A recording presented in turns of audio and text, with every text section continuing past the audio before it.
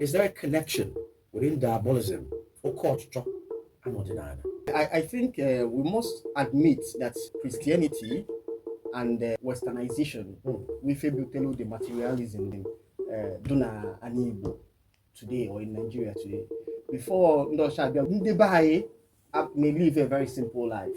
So right now we are now in a society that if I George we go in Egypt. So it's not ordinary that made it so. Young people are now looking for ways they can enrich themselves or power to get money. Maybe they don't find it in church, have other alternative. Some believe perhaps the true traditional means it will be an alternative for them to get power that will help them to make quick wealth. So that's the only way, or the Nanasi way, but I don't even see this correlation. So, like for example, the current governor of Anambra State, he's making this very serious mistake of linking ordinary to. I was going to come to that. Yeah, to materialism, without trying to start from the church where the people that really started it. I make a very simple analogy, and I'll still do it here again. Upu ana newi adugo before oka webia.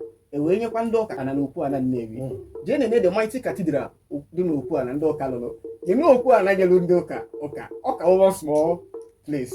We know today ndo dinana alugo mighty cathedral for upu ana newi. So you see that we feel this concept of no I do big and audacious for you to mean that it's successful. How will you know that God has blessed you? Oh man, look that God bless him.